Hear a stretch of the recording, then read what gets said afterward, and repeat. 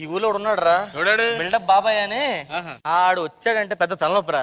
So hello మామాస్, welcome to our new another mini vlog. ఈ రోజు మనం వచ్చేసి కాలేజ్ వచ్చినాం. చూసినాక తెలిసింది మనం గని మోడల్ అయితే ఇలా కాలేజ్ కి రాలి.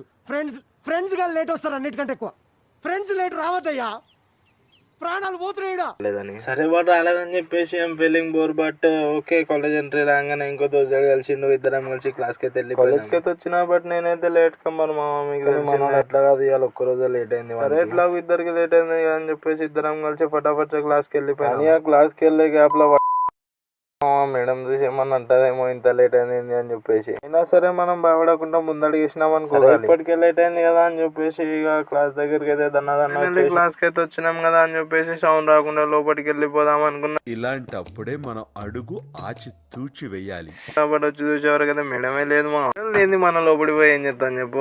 ఒక పర్సనల్ మంత్రం యూజ్ చేసి డైరెక్ట్ క్లాస్ నుంచి గ్రౌండ్ కి అయితే వచ్చేసినాం. రాగానే మన ఇద్దరు సీనియర్స్ ఉన్నారు, క్రికెట్ ప్రాక్టీస్ జరుగుతుంది. సరే మనం 4 ఫోటోలు అయినా దిగొద్దామని చెప్పేసి ఇద్దరం వెళ్ళిపోయినాం. ఫొటోస్ అంటే సంబరం, మనోనికి యుద్ధానికి పోయే వీరుల లెక్క చెట్టు గడి రెడీ అవుతుంది మా ఫౌజ్ల కోసం. నవ్వగానే మామయ్య కూర్చుందాం రా నిమ్మలంగా అంటే కూర్చొని ఇక్కడ ప్లేస్ లేదు మామ చలో అని చెప్పేసి మళ్ళీ వాపస్ క్లాస్ కి వచ్చేసినాం. ఉన్నది మామ మనోడు చదువుల బిడ్డ ఫస్ట్ బెంచ్ లో ఫిక్స్ అయిపోయాను. మనమే ఉన్నది మామ బ్యాక్ బెంచర్, మన బెంచర్ మనం ఇచ్చి పెడదామా చలో అని చెప్పేసి వెనక పోయి కూర్చున్నాం. మన రెస్పెక్టబుల్ క్లాస్ రూమ్ మామ, ఇక్కడనే మనం ఐఏఎస్ ఐపీఎస్ అయ్యేది. చదువు మీద దృష్టి పెట్టి ఐఎఫ్ఐఎస్ ఏదో ఒకటి అయ్యి దేశాన్ని ఉద్ధరించరా. ఎంత రెస్పెక్టబుల్ క్లాస్ రూమ్ అయినా ఎక్కువసేపు కూర్చుంటే బాగుపడతానేమో అని చెప్పేసి ఈ చదవడాలు పాస్ అవడాలు మన వల్ల ఈ పని కాదురా. ఏదో ఆ టైంకి మన చూడు బాగుండి ఎవడన్నా చూపింతే రాయగలం గానీ స్లిప్పులు కూడా మన వల్ల అవదు. అనవసరంగా ఆలోచించుకు బొరపాడైపోద్ది మామ. అందుకే ధన్మని బయటకు వచ్చేసిన. అంటే బంగుట నీకు తిరగనీకు పోయినా అనుకోక మామ, లైబ్రరీకి వచ్చిన ఏదో ఒక బుక్ తీసుకొని చదువుదామని చెప్పి. మన విషయం పక్కన పెడితే focus on goals not on అని చెప్పేసి ఒక సుక్తి గుర్తుకొచ్చింది నాకు. ఇక సరే ఎట్లాగో లైబ్రరీకి వచ్చినాం కదా అని చెప్పేసి న్యూస్ పేపర్ కామిక్స్ ఉంటాయి కదా అని చెప్పేసి కూర్చున్నా చదువుదామని కూర్చున్నా.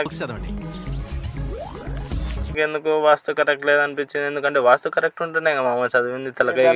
ప్లేస్ మార్చిన ఇక బుక్ న్యూస్ పేపర్ చదువుదామని చూసే గ్యాప్ లా ఏదో ఫోన్ లో మెసేజ్ వచ్చింది మామ. చూసే వరకు నీకంటే ఎక్కువ ఖాళీగా ఉన్నాం రా మేము అని చెప్పి గుర్తు చేయడానికి 2 జనాలు రీల్స్ పంపిరు మామ. అంతే మీ మాట నేను ఎందుకు కాదనాలి అని చెప్పేసి రియాక్ట్ అన్నా అయిదామంటే నెట్ కూడా వస్తలేదు మామ. ఇద్దరిద్దరం అంతా నా నెత్తి మీద ఉన్నట్టున్నది. రోజు మాత్రం ఎవడికన్నా శని 2వ గదిలోనో 4వ గదిలోనో ఉన్నాడంటారు.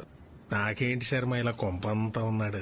అసలు పిచ్చా బోర్ కొట్టేయాలి. అందుకే అంటారేమో మా friends most important in college life అని. స్నేహం అంటే నవ్వుల్లోనే ఉంటదా.